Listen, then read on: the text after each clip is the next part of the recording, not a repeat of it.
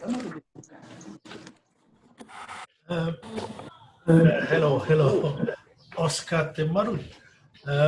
Thank you very much for accepting this invitation to talk to us about one of the subjects that I would like to write an article about, which is the newly allocated name for the hospital that we know as the Taoni Centre Hospitalier. And I was just wondering what your thought was about the fact that it's being called the Jacques Chirac Hospital. Thank you. Yes, you know, when you come to Tahiri, especially in Papeete, you can see the streets wearing the names of De Gaulle, Chirac, Destremo, you know, some very known people of France. And while I was at the helm of our country, that was in 2028 or 2009, we decided to remove the name of Brua. You know, when you go to in the middle of Papeete, that you have the main avenue, and it was the name of Brua. Yes. Then we decided to remove it and replace it by Poanaopa. Yes. So up until now, the main avenue in Papeete has the name of Poanaopa. And we wanted to continue, you know, that way, change different names in the middle of Papeete with our own, the name of our own people. But a few months after we've been removed from the government, and now this is a new decision. It's a decision from Paris, and as you might know, our local politicians, they are, I should say, under the skirt of their mom, you know? Yes. And so it was accepted. Then the main hospital of Tahiti now has the name of Jacques Chirac. But that's not. I was going to ask you, do you think that this name Jacques Chirac was already surrounded by controversy when it was allocated to the place in what they call the Jardin de Paufai? Do you think that we are trying to bring back Jacques Chirac because people are now understanding that the Paufai Garden should never have been called Jacques Chirac Roundabout? Yes, you should. People should understand that you know, our people are very, very influenced by you know, people like Chirac, De Gaulle, and all those leaders from France. It's a kind of I'd say duty towards those people. And they really they use any kind of means to brainwash, you know, our people, to poison the mind of our people. That is the colonial, the way the French is teaching our people. And I should say they, in some ways, they succeeded, because you have some Ma'ohi people, they more French. They're Frencher than the French, you know. They believe in what they have been taught at school. Their grandfathers were Gaulish, and we have to deschedule all that, you know.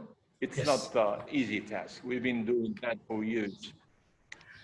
In terms of obviously this approach from a colonial view. I should add, you know, Yes. after my meeting with Nelson Mandela, that was on the marae of, what's the name of the marae? When he came to say thanks to the Maori people with Dame Teata. And I asked him if he will accept, you know, I asked him the authorization to use his name on the main road of Fa'a'a. Then he said, yes, I agree, but do it after, you know, when I pass away. And just like that. So we, now the main road of Fa'a'a were the name of Nelson Mandela. I know it doesn't please to the French, you know, they prefer to see the name of Macron, you know, or I don't know. Sarkozy. Someone from France. Sarkozy, you know, all those people. That's the way. Yeah. I was going to ask you, in terms of obviously this naming of the hospital is a setback for the colonial decolonization movement that we or you are leading. So what do you think is the message that you should send to our people, our Ma'ohi people, about this, the fact that the hospital is being recolonized by the French in some way? Yeah, well, you know, the main point in our hospital, you know, we all go to the hospital and they don't treat the cause of the disease, any disease in this country. You know, they treat the symptoms and it's very costly. For 300,000 people altogether, nearly 300,000 people, all French, Polynesia. It costs nearly 70 billion francs per year. You see, see Fiji. Fiji, it's nearly 1 million people. Yeah. And the budget of the health in Fiji, it's around 27 billions. 3 times more population. And that's the cost of the health in our country. You know, I had the visit of the World Health Organization people, doctors. They came to Far 3 years ago, and we had a meeting. I told them,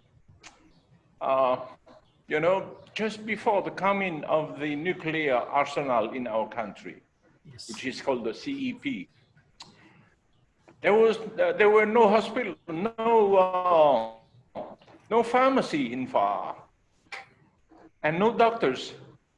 We used to live with our traditional healers, and you know, with our plants, and at the same time, we used to consume our local product, and people were very happy. Now in Far, you have 6 pharmacies, and I don't know how many doctors. When you look at it with foreign eyes, it's very handy, you know. You have doctors, you have pharmacy, you have all those things. It means also people are very, very sick. And that's the main point in this country. That's a real pandemic in this country, you know. When they started to come down here, the people of this country started to change their way of eating. Forget about the traditional food, go for, you know, junk food, industrial product, go to the store, cash and carry, you know, French fries, all those things. McDonald's. There was no, yes. Now, the people of this country is very sick and dying, you know, of diabetes, cancers, heart attacks, cardiovascular problems, you know, all those kind of problems. We didn't have those kind of diseases years ago, 50 years ago, 60 years ago. That's the main problem in this country, the health problem in this country. It's awful. So that's why we are sending our people to, some of them, to New Zealand, but most of them are sent to France. And I keep asking why we still continue to send our people to Paris. It's more expensive. Why we don't send our people to New Zealand, just 5 hours flight? No, it's it's a whole organization by the French. And when you read our Statute of Autonomy, health, it's a local competence. Yes. Yes. But when you go to the hospital of Tahiti, you have maybe altogether 500 doctors. Then you have 15 Tahitian doctors and 500 doctors from France. We paid that hospital. We invested a lot of money to build that hospital, but it's built for the French doctors, not for our own people. And really, our people is suffering from the system and from the way, they changed their way of life the day of the arrival of the French nuclear arsenal in our country. That's a main point, when we talk about health in this country. So it seems to me that we seem to be, as we evolve as a society, seems to be still into this framework of whatever the foreigners arrived, whether it was 250 years ago or in modern time, we're still having this kind of disease and this kind of difficulty to not to stick to what we know and what we have as Ma'ohi people and taking what we have from outside. It's very true. Look, we closed our country last year. Yep. Till July, we decided, well, we have to open it because holidays, school holidays are over. We have to open our school, and we have to let those teachers from France to come back to Tahiti, come back with the virus. They are the people who brought back the virus in Tahiti, and the French gendarmes. You see? Yeah. There's no difference those years ago, when the first navigators from overseas came to Tahiti, they brought down here, the disease and other disease. Yeah. Yes. Yeah. Oscar, I know we have talked about this, and we will talk. I have to tell you, more than 100 people passed away, maybe nearly 130 people, and nearly 16,000 cases. Some of them are hospitalized, some of them are back home. It's a pity. Yeah, I do have. I do follow very closely what's happening with the COVID in Tahiti, but I mean, we will have. I think I asked you this question before, and hopefully you might be able to give me an answer.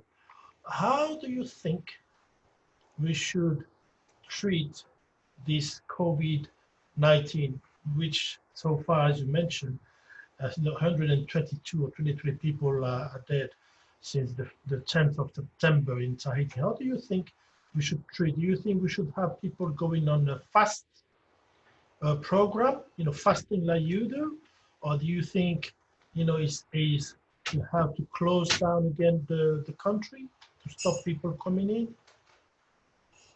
Yes. Since the beginning, I used to visit our people in the city of Fa'a. I've been to every nook and crannies of Fa'a. And, I brought masks to those families, talked to those people. I wear my mask myself. And we set up a program for our people for fasting. Fasting 3 days, the day before full moon day, and the day after. 3 days every month. Then eat natural food. You see, all our fruits, all vegetables. People are starting to go back to started planting. It's you know, a very good way of teaching our people. That's the positive side of this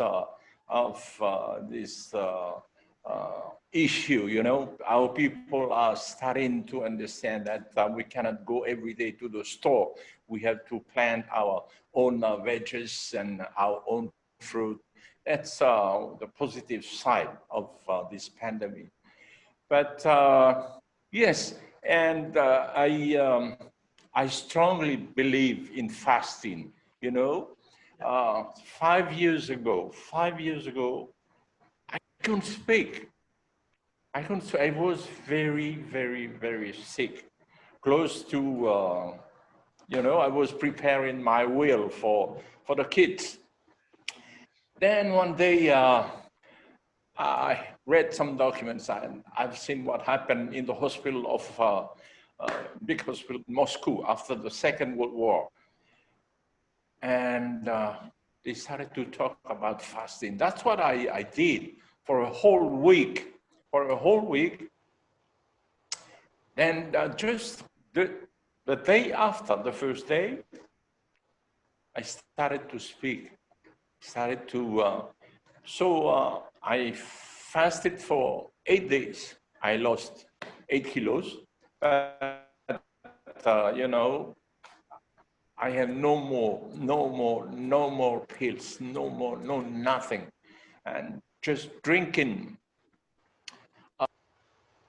lemon juice, you know, 1 bottle of the water of with 1 lemon juice every day. That's my water. No more Coca-Cola, no more juice, no more all those things.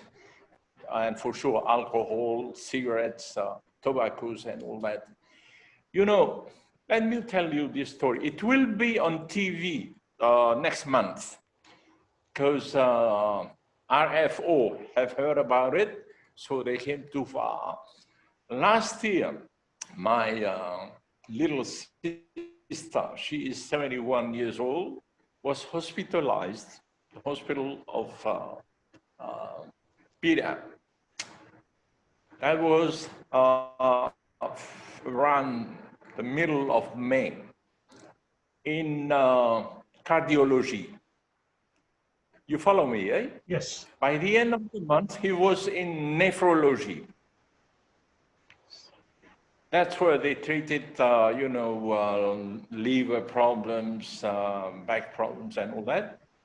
Because she was diabetic for over 30 years, but she started to have heart problems. So she been to the hospital. She was in the cardiology department, and from there, by the end of May, she was transferred to nephrology department. And the middle of June, the doctor of the hospital called me up, asking, Mr. Mayor, your little sister, Mrs. Ma'ohi, that's her name, refused to go to the machine, you know, for the dialysis. I said, oh, can you come to the hospital and try to persuade her to go to the machine 3 times a week? It's, you know, we know what we are doing. She doesn't have to worry about anything. We control everything. So I told to the doctor, yes, I'm coming. So I went to the hospital. That was June 2019. Went to the hospital. I saw my sister. She started to cry, telling me, no, I don't want to go on that machine.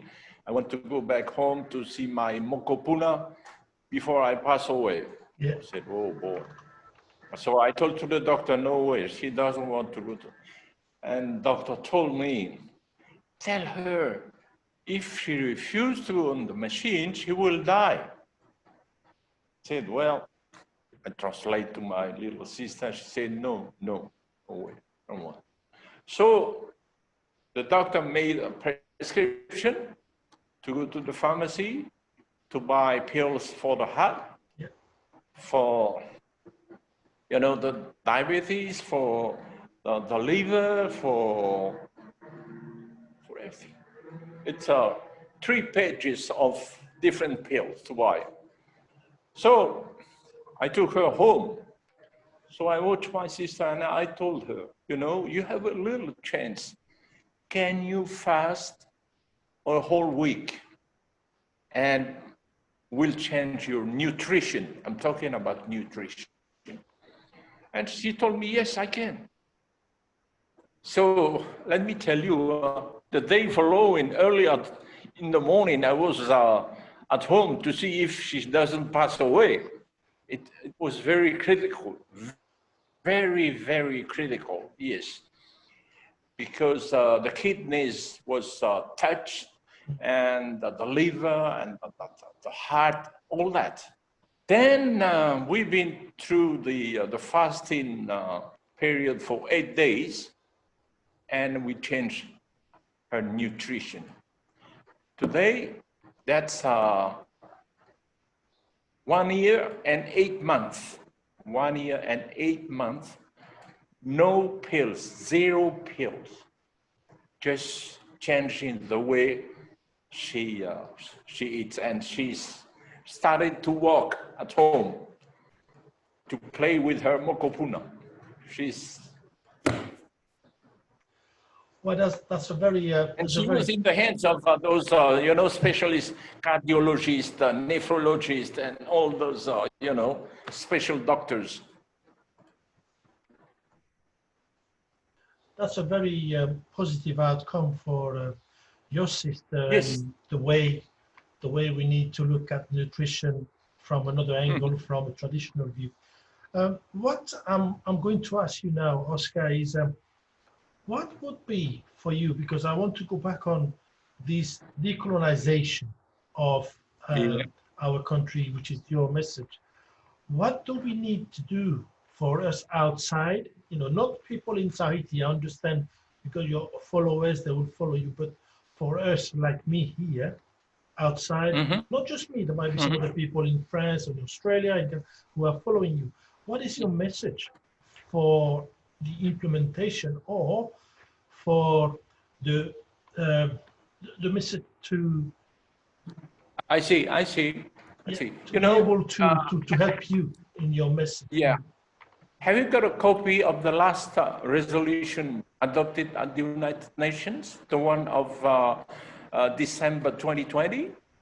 I don't think I have it. No, I don't think I have it, because I was expecting one from the guy from Australia. Is that him? I don't know. Macmillan? That is the last resolution adopted at the United Nations. Put pressure all over the world on France to respect. It's an international resolution. It's stronger than a constitution of a country. It's a kind of treaty, you know? Yeah. France should respect it. And in that document, they remind our right to sovereignty, the right of the Ma'ohi people on the property right on every resources in this country, and plus, you know, the information about nuclear testing and all that. But France is, you know, putting his head in the water. They don't want to hear anything from the UN. They want to remove us from that list. That's the, I will tell you, let me tell you now, last week, I called Edouard as the mayor of Pida, I told him I would like to have a meeting with your city council members and have a kind of dialogue to talk about this resolution. And he asked me if I got a copy of it. I told him, yes, I will send you a copy. And from that day till now, no answer. I called the other mayor of Tewayuta, Terry Alpha, for the same purpose, and the mayor of Ma'ohi. I'm still waiting, you know, by courtesy, I'm waiting, you know, but it's a kind of confidential, you know, negotiation with those people, because we have to convince those people. I want to tell them, you don't have, that's your main problem, you don't have the free will. See what I mean? They don't have the free will to decide. Yeah, they are very influenced by the French. But they are scared, you know? Yeah. So do you think then, you know, in order for your message to be heard and to be implemented by us outside here, you know, outside from Tahiti, because I know you're doing a lot in Tahiti itself, do you think for us then is, for example, I'll be writing, you know, with, as I said to you, I'll be writing an article about what you were saying today. I'll be showing this video or part of it, you know, onto different social media platforms, and I think that's a good start, isn't it? Apart from yes, that's a good start. Yes. Yes, yes, yes. And you also have my complaint at the International Criminal Court in La Hague. You know, last time we had a video conference with people from the Pacific, media people, and they told me they agreed to support it. Nick Macmillan will send a copy of the draft he wanted to write, and I didn't have it yet. But as soon as I will get it, I will send it a copy to you. Okay. That's kind of, you know. One of the things as well that we talked about when you called me is that we would like to bring our voice. You know, you got some good friends here who are ready to bring their voices and maybe to broadcast the voices on one of your radio channel. I know Radio Tefana has been stopped, but if we could send you our support through our voices, will you be able to diffuse or to broadcast it onto your own platform, whether it's radio? Yes, yes. Yes, you have to organize it with Ma'ohi Nui, Lekai. He's the manager of Radio Tefana. Please do it. That will be very, very positive for the, you know, for the people, for our people who, you know, listen Radio Tefana every day. So Radio Tefana is still running. It hasn't been stopped at all. Yes, still running. Yeah. Okay, all right. So I will. Okay. So I think unless you got something else to say, I just want to keep our discussion, you know, about this subject of naming or toponymy, you know, naming places onto some other people's name who don't belong to our country. What I have read from the parliamentarian independent Sylviane Tevahitua is that she wanted the hospital to be named Tiurai. Can you tell us why the name of Tiurai, please?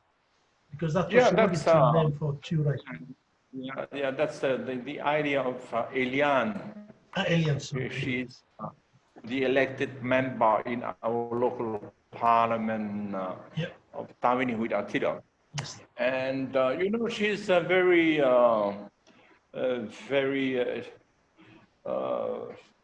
known person in this country. She was the director of the nurses in the hospital of